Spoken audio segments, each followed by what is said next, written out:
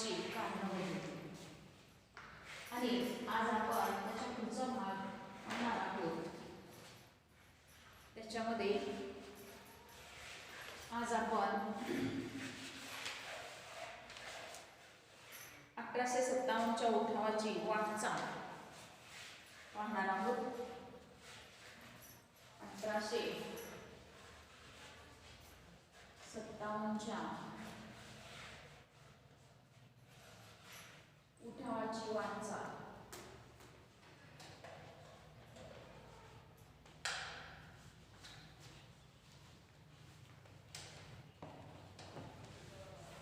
याच्यामध्ये मागच्या वेळेला आपण बघितलं की मंगल पांडे यांच्यावरती म्हणजे यांना फाशी देण्यात आली. याची कारण आपल्याला माहिती आहे. नैमित्तिक कारण होतं. कुठलं कारण होतं? काडतूस प्रकरण. आणि या काडतूस प्रकरणामध्ये या मंगल पांडे यांना फाशीची शिक्षा देण्यात आलेली आहे. मंगल पांडे हे आपल्या हिंदू आणि मुस्लिम या दोघांच्या मध्ये ज्यावेळेला सैनिक म्हणून काम करत होते आणि या इंग्रज लोकांनी या काडतुसाला आपल्या भारतीयांसाठी म्हणजे हिंदू लोकांसाठी काय ही म्हणजे आपण देव मानतो. आणखीन मुस्लिमांच्या मध्ये डुकराबद्दल त्यांच्या मनामध्ये अपवित्रता असायची.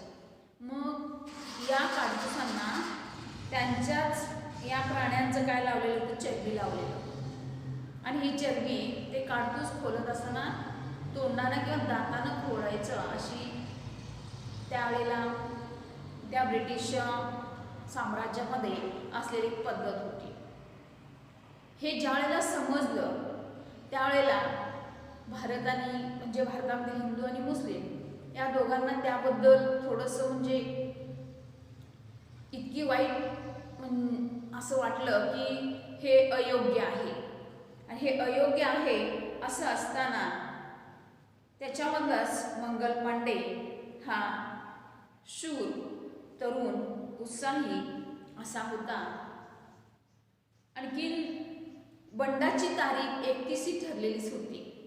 परंतु त्याच्या आधीच या मंगल पांडेने त्याला सहन झालेलं नाही आहे.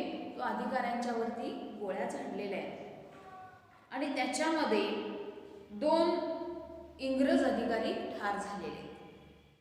तर इंग्रज अधिकारी हे एक लेफ्टनंट बा आणि मेजर ह्युसन हे 2 इंग्रज अधिकारी ठार झाले.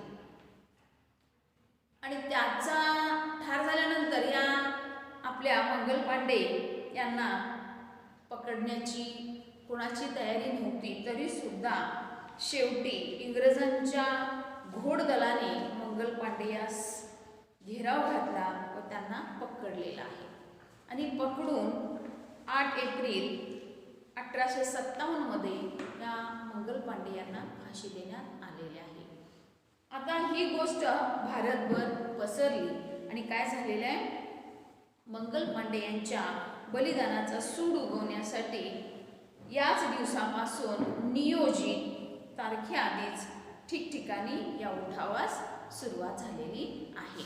अशा पद्धतीनं 31 मेला जर उठाव करायचं ठरलेलं होतं तरी सुद्धा या अशा अवस्थेमुळं किंवा या ब्रिटिशांच्या या काडतुसांच्या जे काही प्रकरणामुळं काय झालेलं होतं की मंगल पांडेने त्यांना सहन न होता आणि अशा पद्धतीनं कृत्य केलेलं आहे. आणि मंगल पांडे यांना फाशीची शिक्षा झालेली आहे. आणि याचं पूर्णपणे भारतभर प्रसार झाला आणि त्यातून आपले भारतीय अधिकच तीव्र पद्धतीनं या सगळ्या प्रकरणाला उठावाला पुढं जायचं ठरवलेलं आहे.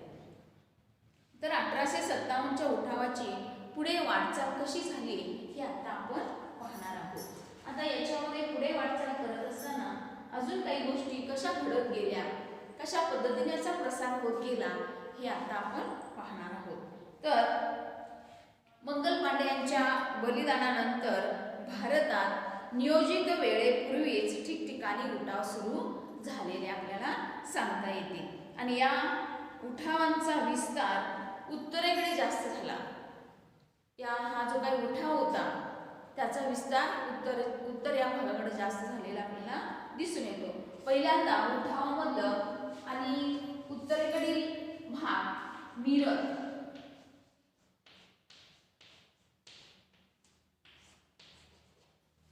आता मिरज या उत्तरेकडील भागामध्ये या उठावाची जास्त अशा पद्धतीनं प्रसार झालेला आहे.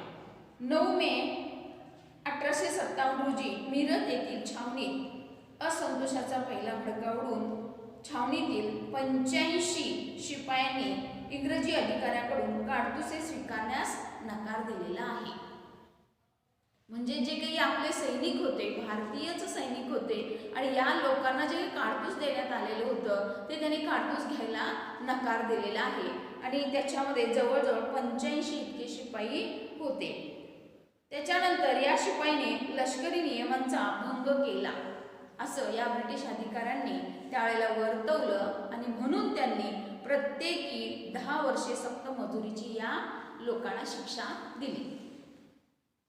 आणि या शिक्षा सुनावण्यात आल्यामुळं या शिपायाने 10 मे रोजी बंडाचा झेंडा उभारला आणि त्यांनी इंग्रज अधिकाऱ्यांना गोळ्या झाडून ठार केले. शेवटी भारतीय यांनी आपलं जे काही सहन करण्याची पण मर्यादा असते आणि किती ऐकायचं याला सुद्धा त्यांनी वाचा फोडलेले आहे आणि अशा पद्धतीने त्यांनी कृत्य केलेलं आहे.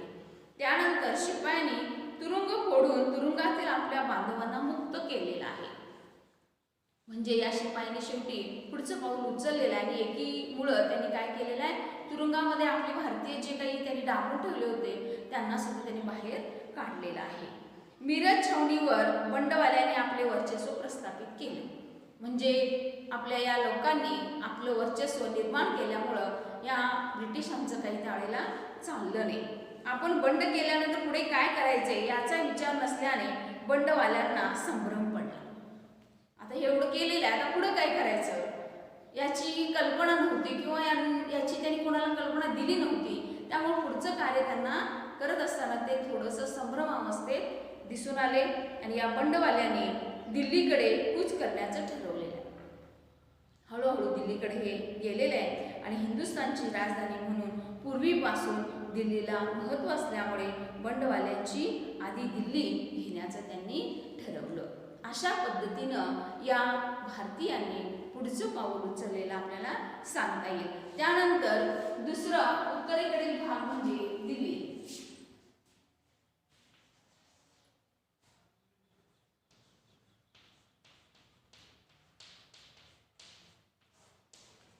त्याच्यानंतर हे सगळे लष्कर, हे सगळे सैनिक, हे सगळे मजूर अशा पद्धतीनं काय केलेलं आहे की दिल्लीकडे त्यांनी रवाना केलेलं आहे. मिरज पासून दिल्ली जवळच आहे.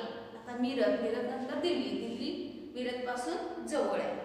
30 जुलै 30 मैल अंतरावर होतं ते. याचं अंतर किती आहे दोन्हीच्या मध्ये 30 मैलांचं अंतर होतं. बंडवाल्यांनी हे अंतर एका दिवसात कापून दिल्ली गाठली. तर या भारतीय बंडवाल्यांनी काय केलेलं आहे, दिल्लीचं अंतर पटकन एका दिवसात कापून त्यांनी दिल्लीला पोहोचलेले. त्यांना दिल्लीत बहादूर शहा या मुघल सम्राटाला सिंहासनावर बसवून राजवट सुरू झाल्याचे घोषित करायचे होते. मुघल बादशाह नामधारी बनल्यामुळे इंग्रजांविरुद्ध उठावकर्त्यांना साथ देणे योग्य वाटत नव्हते. दिल्लीत उठाववाल्यांनी गोऱ्या लोकांच्या कत्तली सुरू केल्या आणि त्यामुळे उठाववाल्यांच्या दबावाखाली बहादूर शहाने हिंदुस्थानचा बादशाह होण्याचे कबूल केले. म्हणजे अशा वेळेला पटकन त्यांनी असा निर्णय घेतला की आपण त्यांचा बादशाह होण्यापेक्षा यांचं झालेलं बरं, असं या बहादूर शहाने बादशाह होण्याचं कबूल केलं. त्यानंतर त्यांनी दारुगोळा कोठारीला आग लावली. या सर्व घटनांची माहिती ब्रिटिश अधिकाऱ्यांनी उत्तर हिंदुस्थानातून इतर शहरामध्ये तारायंत्राच्या सहाय्यानं दिली आणि त्यामुळं दिल्लीचा ताबा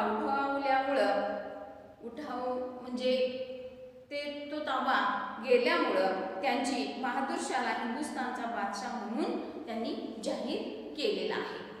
त्यानंतर इंग्रजांनी लवकरच आपला पाश दिल्लीभोवती आवळण्यास सुरुवात केली. या हळूहळू दिल्लीभोवती आपलं पूर्णपणे वर्चस्व प्रस्थापित करण्याचं कार्य या लोकांनी केलेले पहा. इंग्रज उठाववाले यांच्यामध्ये 15 सप्टेंबर 1857 रोजी लढाईला सुरुवात परत झालेली आहे. 10 दिवस उठाववाले इंग्रजी फौजेशी लढत होते.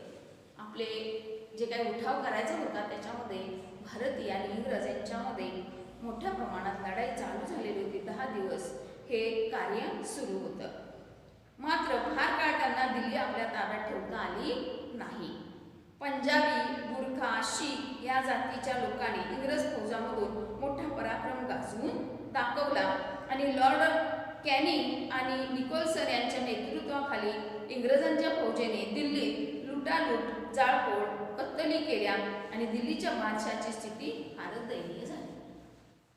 म्हणजे त्या काळामध्ये सुद्धा या आपल्या भारतीयांना खूप अशी वाईट परिस्थितीला तोंड द्यावं लागलेलं होतं. बादशाला कैद करून रंगूनला म्हणजे ब्रह्मदेश शेवटी कोठडीत ठेवण्यात आलेल्या आणि त्यांच्या अंगावर कपडेही नाही अशा पद्धतीची अवस्था केली आणि दिल्लीतील राजपुतांना गोळ्या घातल्या आणि 3 मुघल सेनापती नग्न करून धिंड काढली. अशा प्रकारे दिल्लीमध्ये अमानुष कत्तल करण्यात आली.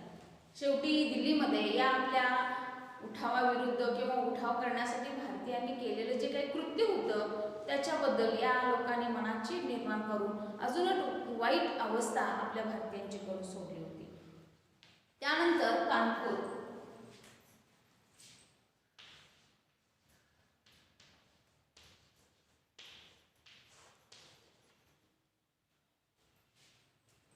कानपूर म्हटलं की आपल्याला माहित आहे की दुसरा नानासाहेब पेशवा कानपूर जवळ बिदूर येथे राहत होता.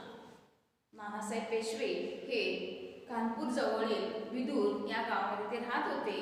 पेशवे नानासाहेबाला ब्रिटिशांनी 8 लाखाची तनखा पेशवे नानासाहेबांना या ब्रिटिशांनी 8 लाखाची तनखा, छोटीशी जहांगिरी, पदव्या देण्यास नकार दिल्यामुळे नानासाहेब पेशव्यांच्या मनात सूड घेण्याची भावना निर्माण झाली. नानासाहेब पेशव्यांच्या मनामध्ये आता सूड घ्यायचं त्यांनी ठरवलेलं आहे. म्हणजे ज्या काही गोष्टी ठरलेल्या होत्या त्या देण्यास त्यांनी नकार दिलेला होता आणि त्यामुळं त्यांच्या मनामध्ये एक प्रकारची सुडाची भावना निर्माण झालेली होती.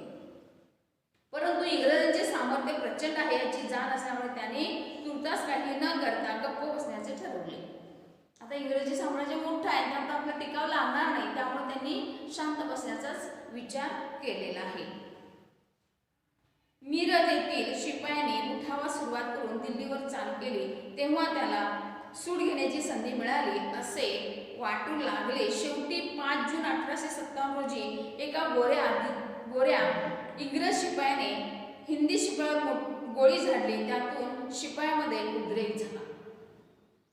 अशा पद्धतीनं एकमेकांचं सूड भावनेतून आपोआपच लोकांच्या मनामध्ये एक म्हणजे स्फोटाची भावना, उठावाची भावना वाढत गेलेली आपल्याला सांगता येते. त्यांनी बंड पुकारून दिल्लीकडे वाटचाल केली आणि कानपूरच्या शिपायांना नानासाहेब पेशवे वाटेत भेटले तेव्हा नानासाहेबांनी उठावांचे नेतृत्व करण्याचे जाहीर केले आणि नानासाहेबांनी परिस्थितीचे भान राखून फौज दिल्लीकडे न नेता कानपुरात आणली. म्हणजे नानासाहेब पेशव्यांनी अशा पद्धतीनं सेनापतीपद स्वीकारलेलं आहे आणि त्यांनी याचं नेतृत्व करून ही फौज या कानपूरकडे वळवण्याचा प्रयत्न केलेला आहे. आणि यावेळी कानपुरात असणारे इंग्रज अधिकारी एका इमारतीभोवती खंदक खणून इमारतीत आश्रय घेऊन बसले होते. बघा, अशा पद्धतीने या इंग्रजांनी या सगळ्या गोष्टींचा सुगावा लागल्यानंतर एका खंदकामध्ये बसलेले होते आणि या इमारतीस बंडवाल्यांनी वेढा दिला असता इंग्रजांनी 21 दिवस उठावाल्यांचा प्रतिकार केला. शेवटी इंग्रज लोक सुद्धा तयारीत होते आणि अशा पद्धतीनं या उठावाला तोंड देण्याचं कार्य सुद्धा त्यांनी केलेलं आहे. 26 जूनला दोघांदरम्यान करार होऊन आश्रितांना आश्रय दिले. दोघांच्या मध्ये शेवटी करार झाला आणि आश्रयितांना आश्रय देण्याचं ठरलेलं आहे आणि ते जात असताना उठावाल्यांनी त्यांच्यावर गोळीबार केली. अशा पद्धतीनं एक वचन द्यायचं घ्यायचं आणि त्याचा गैरफायदा घ्यायचा, लोकांना विश्वासात घ्यायचं, परत त्यांचा विश्वासघात करायचा, अशा पद्धतीनं या लोकांनी आपलं कार्य चालू केलेलं होतं. नानासाहेबांना हे वृत्त कळताच त्यांनी ही कत्तल थांबवली आणि या विश्वासघाताचे परिणाम उत्तर हिंदुस्थानातील निरपराध जनतेला ब्रिटिशांकडून भोगावे लागले. अशा पद्धतीनं ब्रिटिशांनी भारतीयांची खूप मोठी छळ केलेली आणि त्यांना खूप त्रास देण्याचं कार्य या ब्रिटिशांनी केलेलं आहे. 1 जुलै 1857 रोजी नानासाहेबांनी स्वतःला पेशवे म्हणून घोषित करून एक जाहीरनामा काढून कंपनी राज्य संपल्याचे जाहीर केले. कंपनी राज्य संपलेलं आहे असं त्यांनी जाहीर केलं आणि कानपूरचा ताबा इंग्रजांकडून गेला आहे असे समजताच आपल्या फौजा इंग्रजांनी कानपुरात पाठवल्या. कानपूरचा ताबा इंग्रजांकडून गेला असे समजताच आपल्या फौजा इंग्रजांनी कानपुरात पाठवल्या. बघा, परत आणि ताबा मिळवण्याच्या दृष्टिकोनातून त्यांनी कानपूरकडे रवानगी केलेली आहे आणि त्या लढ्यात नानासाहेबांचा निभाव लागला नाही. 17 जुलै रोजी कानपूर पुन्हा इंग्रजांच्या ताब्यात आलेला आहे आणि नानासाहेब तात्या टोपे यांना पलायन करावं लागलेलं आहे. या काळामध्ये कानपूरमध्ये गेलेले हे लोक आता यांचं सुद्धा अशा पद्धतीनं काय झालेलं आहे, पराभव पत्करावा लागले. म्हणजे ब्रिटिश त्यावेळेला किती मोठ्या आपल्या म्हणजे बलाढ्य अशा सैन्याबरोबर भारतीयांच्यावर विजय मिळवण्यासाठी त्याने वेगवेगळ्या प्रकाराने त्यांचं आपलं कार्य सुरू ठेवलेलं होतं. लखनौ, त्याच्यानंतर उत्तरेकडे चौथा भाग म्हणजे लखनौ.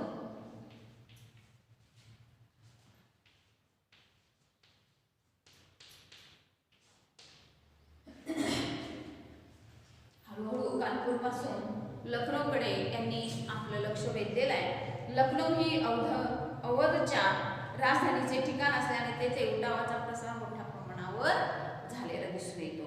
आता अवधचे राज्य खालसा केल्याने नवाबाच्या पदरी असणारी फौज बेकार झाली आणि त्यामुळं त्यांच्याही मनात ब्रिटिशांविषयी असंतोष निर्माण झालेला होता.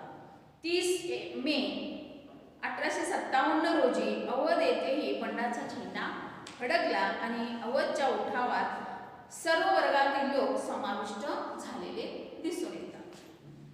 लखनौ येथील परिस्थिती खूपच बिकट झाली आणि हे लक्षात येतात तेथील इंग्रज अधिकाऱ्यांनी व गोऱ्या सैन्याने प्रसंगावधान राखून इंग्रज रेसिडेन्सी मध्ये आश्रय घेतला. जे भारतीय खूप खवळलेले आहेत आणि त्यांच्यामध्ये एकी खूप मोठी दिसत आहे आणि अशा वेळेला त्या इंग्रजांनी काय केलेला आहे, आश्रय घेतलेला आहे आणि त्याला बंडवाल्यांनी काय झालेला आहे, वेढा दिलेला आहे. अशा परिस्थितीत त्यांनी उठाववाल्याशी 6 महिने प्रतिकार केला. जवळजवळ 6 महिने याचं प्रतिकार करण्याची त्यांनी तयारी ठेवली आणि प्रतिकार केलेला आहे.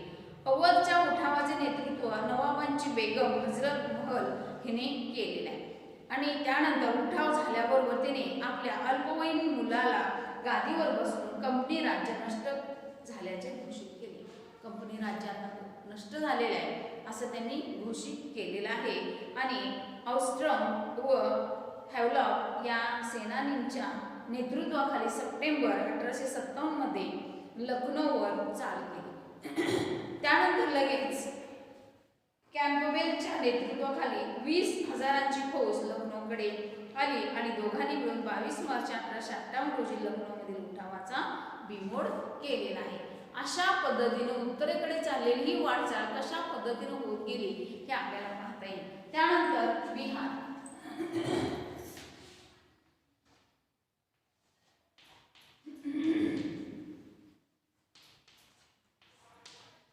बिहारमध्ये सुद्धा आता पुढचं पाऊल पुढे चाललेलं आहे, उत्तरेकडे होत चाललेलं आहे.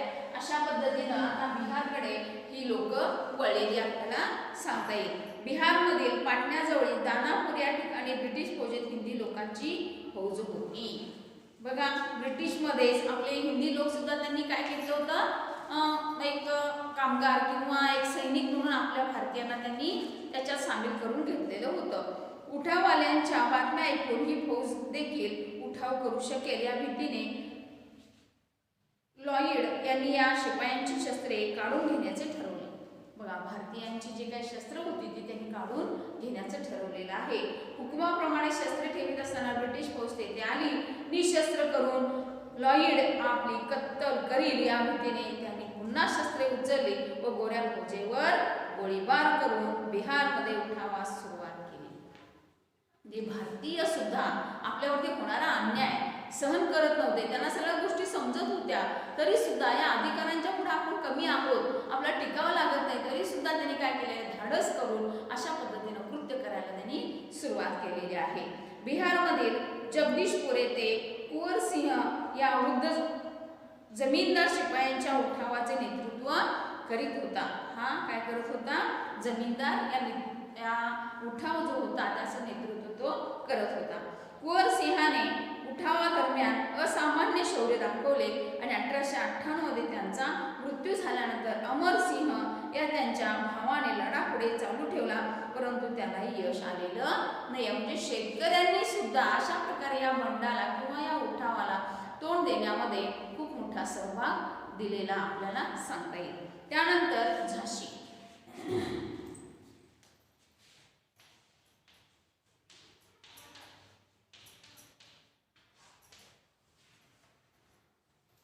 बिहार नंतर झाशी या भागात गेल्यानंतर राणी लक्ष्मीबाईने घेतलेला दत्तक पुत्र डलहौसीने अधिकार देण्यास नकार देऊन झाशी राज्यच खालसा करून टाकली.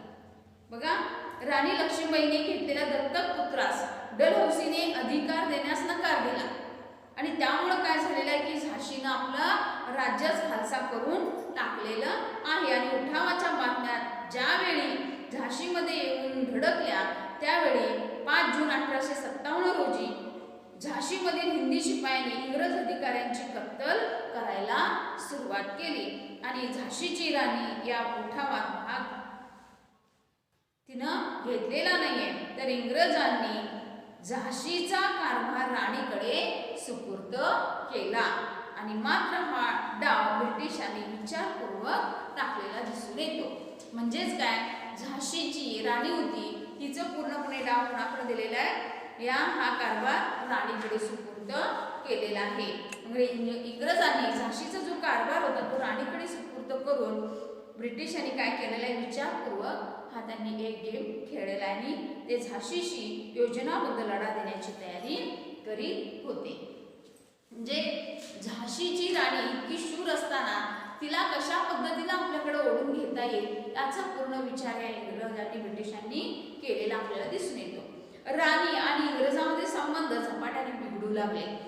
बघा, राणीला कळून चुकलं, झाशीच्या राणीला कळून चुकलं होतं की ब्रिटिश हे अशा पद्धतीने आपल्याला वागणूक देत आहेत, त्याची त्यांना जाणीव झाली आणि या दोघांच्या मध्ये जे काय असलेले संबंध होते ते हळूहळू कमी व्हायला लागलं, बिघडू लागलेलं आहे. आणि राणीनेही इंग्रजांशी लढा देण्याचा निर्धार करून राणीने लढाईची पूर्ण तयारी केली आणि सर ह्यू रोज या सेनानींच्या आधिपत्याखाली इंग्रज फौज झाशीवर चालून आले. या फौजेने झाशीच्या किल्ल्याला वेढा दिला आणि त्यापूर्वी 4 जून 1857 रोजी राणीने झाशीचे स्वातंत्र्य घोषित केलेलं आहे.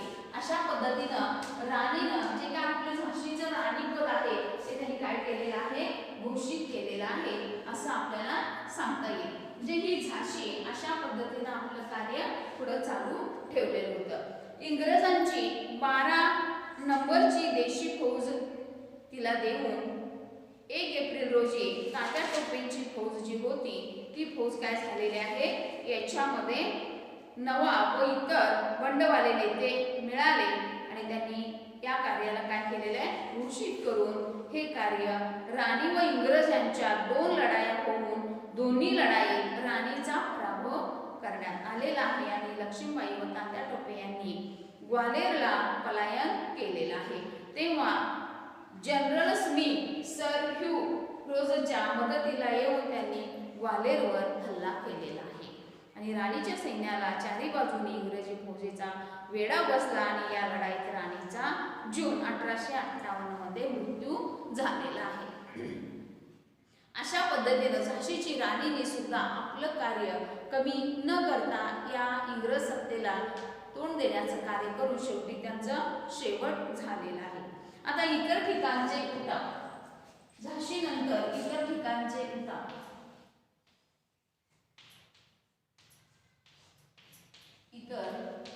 ठिकाणचे उठाव.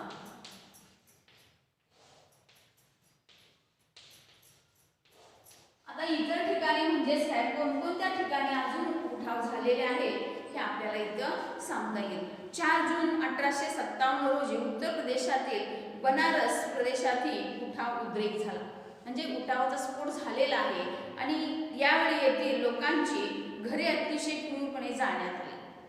बघा, लोकांची घरे जाळण्याचं कार्य सुद्धा या लोकांनी केलेलं आहे आणि अनेकांना रस्त्यावरील झाडांना फाशी दिली. स्त्रिया व लहान मुलांचीही अमानुष हत्या केली. ब्रिटिशांनी अशा पद्धतीने इतकं वाईट कृत्य केलेलं आहे.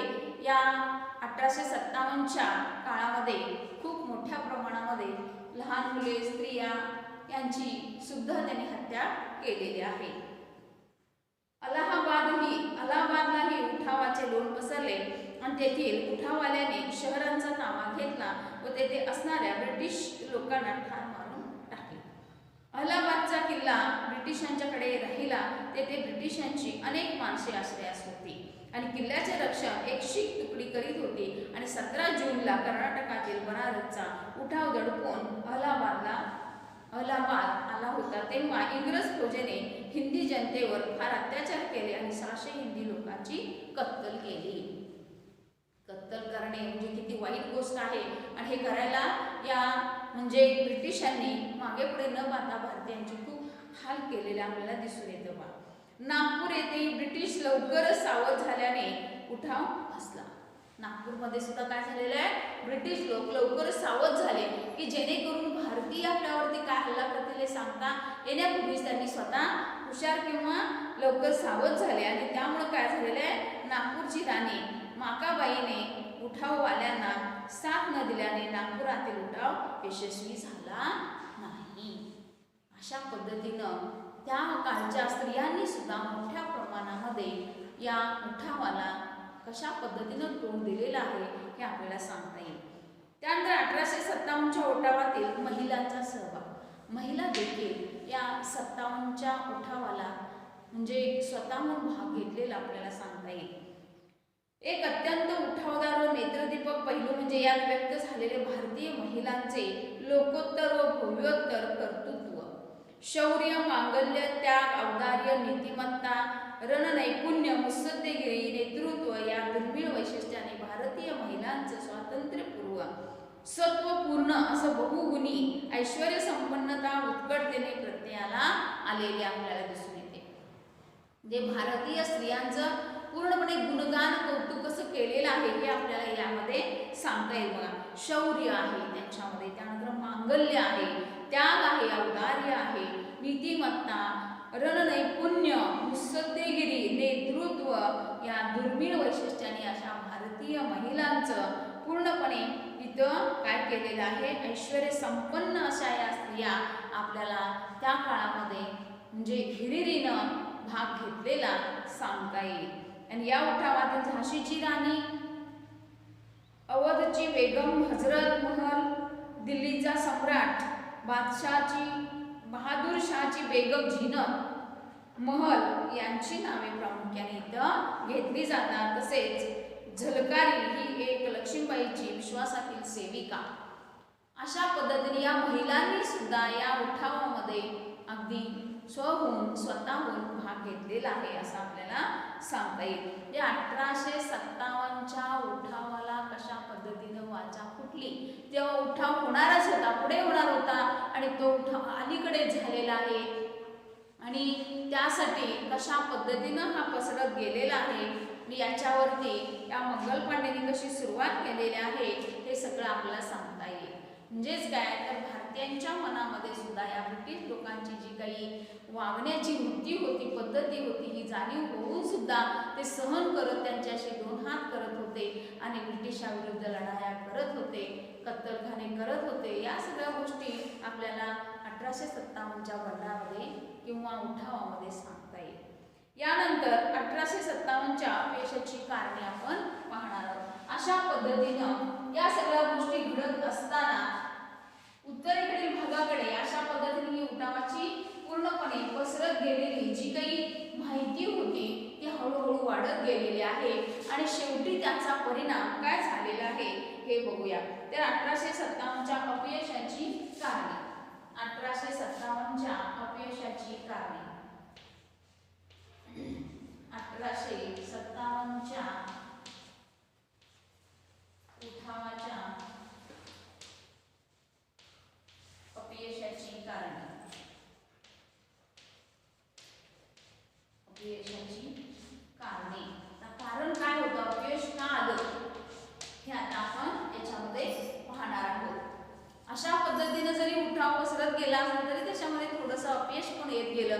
म्हणजेच काय, आपल्याला काय हवं होतं, स्वातंत्र्य हवं होतं, परंतु याच्यामध्ये आपल्याला यश मिळाले नाहीये. अपयश का मिळत गेलं हे आता थोडंसं बघूया.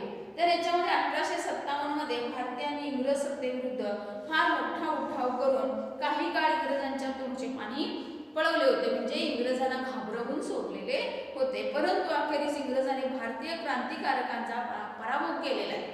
म्हणजे इंग्रजांनी परत आणि अशा पद्धतीनं आपल्या क्रांतिकारी ज्या काही महापुरुष होते त्यांचं काय केलेलं आहे, पराभव करून हा उठाव मोडून काढण्यात त्यांनी यश मिळवलेलं आहे. आणि या उठावातील भारतीय क्रांतिकारकांच्या अपयशाची काही प्रमुख कारणं सुद्धा आपल्याला पाहावी लागतील. पहिला आहे, उठाव देशव्यापी नव्हता. पहिलं कारण आहे, उठाव देशव्यापी नव्हता.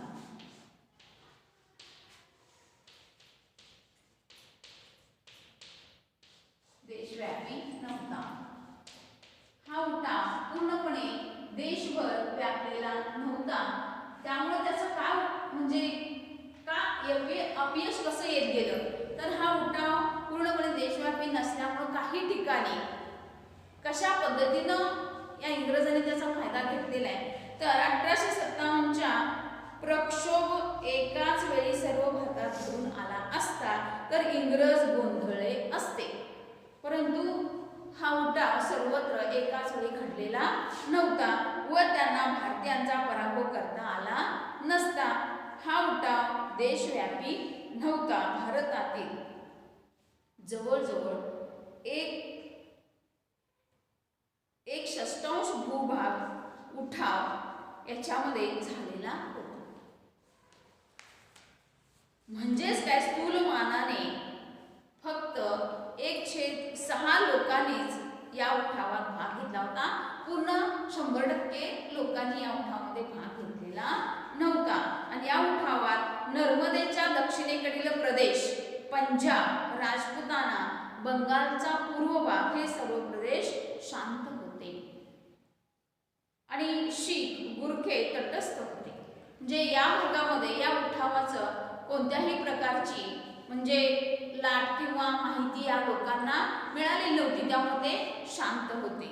उठावास यश आले तर मोगलाईस पुनरुज्जीवन प्राप्त होईल असे शीखांना वाटत होते. आणि इंग्रजांनी पंजाब समृद्ध बनवला होता म्हणून शीखांच्या मनात इंग्रजाबद्दल आपुलकी होती.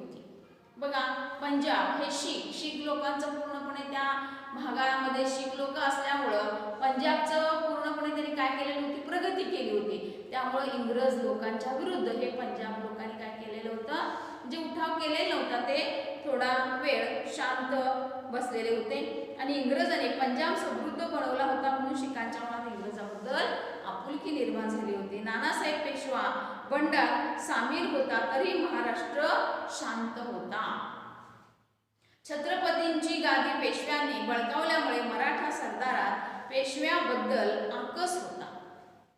आकस होता म्हणजे त्यांच्याबद्दल थोडंसं आपुलकी निर्माण झाली होती. म्हणूनच मराठा साम्राज्याचे आधारस्तंभ मराठा सरदार पेशव्यांच्या मदतीला धावले नाही.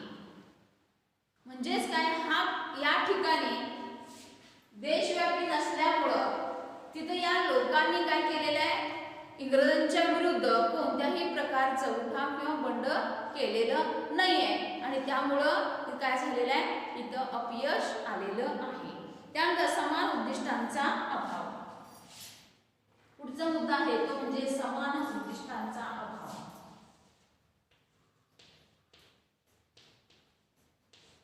समान उद्दिष्टांचा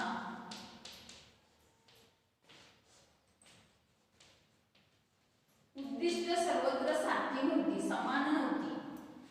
म्हणजेच काय, त्यांचा अभाव होता.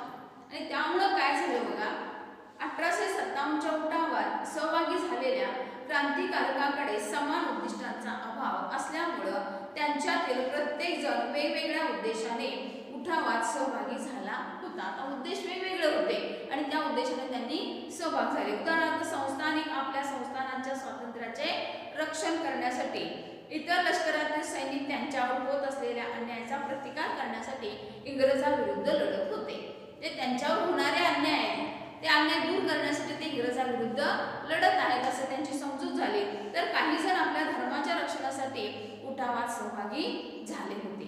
त्यामुळे या सर्व क्रांतिकारकांमध्ये समान उद्दिष्ट नव्हते, म्हणून त्यांच्या हालचाली व प्रयत्नात एकसूत्रीपणा निर्माण होऊ शकला नाही. प्रत्येकाची समजूत वेगवेगळी निघाली आणि त्यामुळे त्यांनी काय हा उठाव किंवा हे बंड हे कुणाविरुद्ध आणि कशासाठी चाललेलं आहे याची जाणीव त्यांना नव्हती आणि त्यामुळे काय झालेलं आहे त्यांचं उद्दिष्टच काय होतं हे त्यांना कळालेलं नव्हतं. त्यानंतर जनतेने पूर्ण पाठिंबा दिला नाही. जनतेने काय केलेला आहे पुढचा मुद्दा, जनतेने पूर्ण पाठिंबा दिलेला नाही. जनतेने पूर्ण पाठिंबा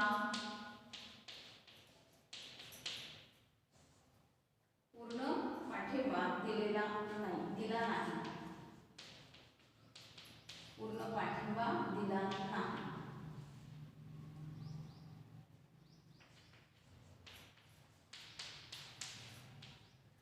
म्हणजे जनतेच्या मनामध्ये सुद्धा मंगल पांडे यांनी केल्यामुळे ह्या त्याच्यामध्ये हळूहळू म्हणजे हा प्रसार किंवा हा उठाव वाढत गेला, परंतु पूर्णपणे तो वाढलेला होता. काही भागामध्ये अजिबात त्याची हालचाल किंवा अशा पद्धतीनं झालेली कोणत्याही प्रकारची माहिती त्या भागापर्यंत पोहोचलेली नव्हती. त्यामुळे जनतेनं सुद्धा याच्यामध्ये सहभाग घेतलेला नाहीये, म्हणजे जनतेनं पाठिंबा दिलेला नाहीये. विशिष्ट ठिकाणीच जनता उठावात सहभागी झाली होती, सर्व जनता उठावामध्ये सहभागी झालेली नव्हती. दक्षिणेकडे तर सामान्य जनतेबरोबर राजे रजवाडे जहांगीर शांत आणि उदासीन राहिले होते, तर उत्तरेकडील जनता तटस्थ आणि निष्क्रिय राहिली. बघा अशा पद्धतीने दक्षिण आणि उत्तर या दोन भागामध्ये जे काही चाललेलं होतं ते कशा पद्धतीनं स्थिर होतं किंवा दोन्ही टोकामध्ये असलेलं जे काही वातावरणाची जी काही परिस्थिती होती ती पूर्णपणे भिन्न होती आणि वेगळी होती असं आपल्याला सांगावं लागेल. त्याच्यानंतर बघा बंडवाल्यांना ज्या ठिकाणी सुरुवातीस यश आले होते तेथे त्यांनी लुटालूट केल्यामुळं स्थानिक जनतेचीच ते सहानुभूती गमावून बसलेले होते आणि उलट त्यांनी इंग्रज फौजांनाच काय केलेलं आहे उठाववाल्याविरुद्ध मदत केली आणि याला काही प्रमाणात उठाववालेही जबाबदार होते. म्हणजे उठाव करणारे अशी लोक होती की त्यांनी इंग्रजांच्या मध्ये सामील झाले आणि उठाव केले, परंतु हे उठाव जास्त यशस्वी झाले नाही किंवा त्या उठावाची त्यांना जी काही भूमिका होती किंवा उठाव कशासाठी सुरू झालेला आहे याची कल्पना या लोकांना नव्हती. त्यानंतर उठाव ठरलेल्या वेळेपूर्वीच झाला. 31 मेला हा उठाव होणार होता, परंतु त्याच्या आधीच हा उठाव झाल्यामुळं लोकांच्या मनामध्ये म्हणजे आपला आता हा उठाव सुरू आहे आणि त्याच्या दृष्टिकोनातून ही वाटचाल सुरू झालेली आहे असं लोकांना वाटलेले आहे. 31 मे ही उठावाची तारीख निश्चित करण्यात आली होती. सर्व देशभर या दिवशी उठाव करायचे ठरले होते असे इतिहासकारात मानतात, परंतु ठरलेल्या वेळेच्या आधीच शिपायांनी 10 मे रोजी मिरज येथे उठावाला सुरुवात केली याची कल्पना या लोकांना नव्हती. तोपर्यंत बंडाचा कार्यक्रम सर्वत्र पोहोचलाही नव्हता आणि यामुळे उठाव पूर्णपणे पूर्वनियोजित होऊ शकला नाही आणि ठिकठिकाणी वेळेआधीच उठाव झाल्यामुळे उठावात काही सूत्रता राहिली नाही याचा फायदा या इंग्रजांनी उचललेला आहे आणि त्यामुळं जे होतंय ते चांगल्यासाठी होतं याचा विचार करून इंग्रज सुद्धा शांत बसले होते. त्यानंतर निश्चित ध्येय व नियोजनाचा अभाव. निश्चित ध्येय ठरलं नव्हतं, नियोजन ठरलेलं नव्हतं आणि मध्येच हा उठाव घडून आल्यामुळं भारतीयांना हा पराभव सहन करावा लागलेला आहे. उठाववाल्यांच्याकडे कुठलेही निश्चित ध्येय नव्हतं, त्याचप्रमाणे इंग्रजांचा पराभव करून आपली राजवट स्थापन करायची, मुघल बादशाला सिंहासन प्राप्त करायचे होते, तर नानासाहेबांना पेशवाई स्थापन करायची होती. राणी लक्ष्मीबाई बेगम हजरत महाल यांनाही आपली राज्ये हवी होती. गोऱ्या अधिकाऱ्यांच्या अन्यायाचा बदला उठाववाल्यांना घ्यायचा होता. हिंदी नेत्यामध्ये ध्येयाबाबत सुसूत्रता नव्हती आणि उठाववाल्यांनी दिल्ली जिंकल्यानंतर पुढे काय याचे नियोजन केले नव्हते. त्यामुळे इंग्रजांना हा उठाव दडपताना फार कष्ट झाले नाही. बघा याच्यामध्ये कसं झालं, अचानकच हा उठाव झाल्यामुळं काय करायचं, याची सूत्र कशी घ्यायची हातामध्ये, कोणत्या पद्धतीने नियोजन करायचं हे आधीच ठरलेलं नव्हतं. म्हणजे वेळेआधीच हा उठाव झाल्यामुळं अपयश आलेलं आपल्याला दिसून येतं. उठाववाल्यांच्याकडे प्रभावी नेतृत्व नव्हतं. बघा हा उठाव मध्येच घडून आला. मंगल पांडेंच्यामुळे हा जे काही प्रसंग घडला त्यातून या उठावाला सुरुवात झाली. हळूहळू एक एक ठिणगी उडत गेले, परंतु याचा उठाव पूर्णपणे मोठ्या प्रमाणात पसरला नसल्यामुळे अपयश आलेला आपल्याला सांगता येईल. उठाववाल्यांना योग्य नेता आणि योग्य नेतृत्व इथं मिळालेलं नाहीये. राणी लक्ष्मीबाई, तात्या टोपे, कुंवरसिंह यासारख्या नेत्यांनी आपापल्या कार्यक्षेत्रातच नेतृत्व केले व आपले शौर्य त्यांनी दाखवलेलं आहे. त्यांच्या भागामध्येच त्यांनी त्याचं शौर्य केलेलं आहे, शौर्य दाखवलेलं आहे. आणि यापैकी कुणीही उठाववाल्यांचा राष्ट्रव्यापी आणि सर्वसामान्य नेता बनू शकला नाही. याउलट ब्रिटिशांचा एक हाती कारभार असल्याने उठाव दडपण्यास त्यांनी सर्व शक्ती लावली. असे एक हाती नेतृत्व उठाववाल्यांना मिळाले नाही. काय झालं की उठाववाल्यांना नेतृत्व करणारे किंवा जे काही माहिती होती ती अपुरी किंवा पूर्णपणे कळू शकली नसल्यामुळे अपयश आलेलं आपल्याला सांगता येईल. आणि ब्रिटिशांनी अशा पद्धतीने ज्या त्या ठिकाणी तिथल्या तिथे दडपून टाकलेलं आहे आणि इकडं तिकडं जे काही पसरण्याची जी काही म्हणजे व्यवस्था होती त्यांनी ते तिथं थांबवलेलं आहे. अगदी असं नियोजन पद्धतीने त्यांचं कार्य केलेलं आपल्याला सांगता येईल. राष्ट्रीय भावनेचा अभाव. या उठावात सहभागी झालेले भारतीय क्रांतिकारक राष्ट्रीय भावनेने प्रेरित होऊन लढत नव्हते. म्हणजेच काय, राष्ट्र आपलं आहे ते जिंकायचं आहे म्हणून त्यांनी हे कार्य केलेलं असं त्याच्या मनामध्ये सुद्धा आलेलं नव्हतं किंवा ही भावना निर्माण झाली नव्हती. त्यांच्याकडे राष्ट्रीय भावनेचा अभाव होता. यातील बहुतेक जण व्यक्तिगत स्वार्थासाठी उठावात सामील झाले होते. व्यक्तिगत स्वार्थ साधून घेण्याच्या दृष्टिकोनातून काही लोकांच्या सामील झालेले आपल्याला दिसून येतात. कोणत्याही राजकीय उठावांच्या मुळाशी एखादे उदात्त ध्येय असल्याशिवाय तो सहसा यशस्वी होत नाही. उदात्त ध्येय पाहिजे. आपल्याला काय करायचंय नेमकं जर माहीत असेल तर आपण त्या दृष्टिकोनातून काय करतो, प्रयत्न करतो. परंतु नेमकं या गोष्टी माहीत नसल्यामुळं काय झालेलं आहे, हा उठाव अयशस्वी झालेला आपल्याला सांगता येईल. त्यानंतर इंग्रजांना लाभलेले काही संस्थानिकांचं सहकार्य. आता इंग्रज लोकांना सुद्धा आपल्या भारतामधील जे काही संस्थानिक होते त्यांनी काय केलेलं आहे, उलट या लोकांना सहकार्यच करण्याचं ठरवलेलं आहे, सहकार्य केलेलं आहे. भारतातील सर्व संस्थानिक या उठावात सहभाग झालेले नाहीत. इतकेच नव्हे तर काही संस्थानिक क्रांतिकारकांची बाजू घेण्याऐवजी इंग्रजांना सहकार्य करत होते. अनेक संस्थानिक तटस्थ राहिले होते आणि हैदराबादचा निजाम, मराठा सरदार होळकर, शिंदे, कपूरथळा, नाभा, पतियाळा येथील राज्यकर्ते हे सर्वजण इंग्रजांशी एकनिष्ठ राहिले होते आणि त्यामुळे क्रांतिकारकाचा पाडाव करणे इंग्रजांना शक्य झालेलं होतं. म्हणजे त्यांनी बऱ्याच लोकांना आपल्या हाताशी धरलेलं होतं आणि या लोकांना सुद्धा माहीत नव्हतं की हा उठाव कशाच्या दृष्टिकोनातून सुरू आहे. आणि हे माहीत नसल्यामुळे ब्रिटिशांना तेच हवं होतं आणि या लोकांना त्यांनी शांत बसवलं, त्यांना हाताशी धरून आपले जे काही कार्य आहे ते त्यांनी पुढे चालू ठेवलेलं होतं. आंतरराष्ट्रीय परिस्थिती अनुकूल होती. इंग्रजांचं जे काही क्रिमियात चाललेलं रशियाशी युद्ध होतं ते युद्ध संपलं आणि त्यात विजय मिळाल्याने त्यांचा आनंद द्विगुण झालेला होता. आणि या युद्धातील इंग्रज फौज आता मोकळ्या होऊन आरमारी प्रबळ झालेले होते. म्हणजे विजय मिळाल्यामुळे त्यांना अजूनच एक प्रकारे प्रबळ इच्छा अशी होती की त्यांनी विजयाच्या दृष्टिकोनातून पूर्णपणे अधिकच म्हणजे निर्भर झालेले होते आणि त्यांच्या आधारे त्यांनी साधन सामुग्री, लष्कर, जलमार्गाने हिंदुस्थानात आणले. उठावाचे चित्रच पालटून टाकले. म्हणजे जो काही उठाव होता तो भारतीयांना भीती घालून किंवा भारतीयांच्या विरुद्ध त्यांनी जाण्याच्या दृष्टिकोनातून अशा पद्धतीने तिथली फौज किंवा जे काही शस्त्रास्त्र होती ते त्यांनी इथं आणलेलं आहे. साधन सामुग्रीचा अभाव. इंग्रजी सत्तेशी तुलना करता भारतीय क्रांतिकारकाकडे पुरेशा साधनसामुग्रीची कमतरता होती.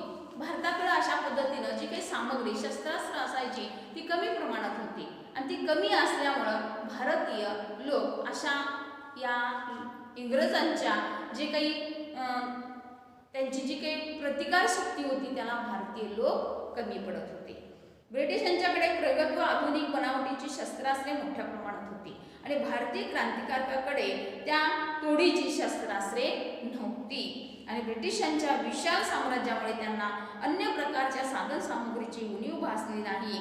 उलट या भारतीयांना मात्र आपल्या मर्यादित साधनांनिशी लढावे लागले. एका अर्थाने या दोन विषम शक्तीमधील संघर्ष होता आणि यामध्ये वरचढ शक्तीचा विजय होणे स्वाभाविक होतं. ब्रिटिश लोक अशा पद्धतीनं या सगळ्या शस्त्रास्त्र फौज आणि जिथं जाईल तिथं अशा कारस्थाना करून आपला विजय निर्माण करत होते. मात्र भारतीय लोक त्या दृष्टिकोनातून खूपच कमी पडत होते. त्यांच्याकडे कोणत्याही प्रकारची प्रतिकार करण्याची शक्ती सुद्धा नव्हती आणि प्रतिकार करण्यासाठी लागणारी साधन सामग्री सुद्धा नव्हती. तरी सुद्धा त्यांनी आपल्या परीनं हे संघर्ष किंवा तोंड देण्याचं कार्य केलेलं आहे आणि त्याच्यामध्ये शेवटी इंग्रजांचाच विजय झालेला आहे. म्हणूनच ही जी काय अपयश आलेलं आहे हे भारतीयांना सहन करावं लागलेलं आहे. का तर उठावाची तारीखच 31 मे होती आणि त्याच्या आधीच मंगल पांडे यांना शिक्षा झाल्यामुळं हळूहळू हा प्रसार फक्त उत्तरेकडे झाला, दक्षिणेकडे अजिबात त्याचा म्हणजे प्रसार झालेलाच नव्हता. त्यामुळे तिथली लोक शांत होती आणि इंग्रजांना कळून चुकलेलं होतं की इकडे शांत बसलाय तर बसू दे, कशाला त्यांना उठवायचं. म्हणून त्यांनी शेवटी आपलं कार्य अशा पद्धतीनं करत गेलेले आहेत आणि या उठावाला अशा पद्धतीनं अपयश आलेलं आहे असं आपल्याला सांगावं लागेल. यानंतरचा भाग आपण पुढच्या तासाला बघू.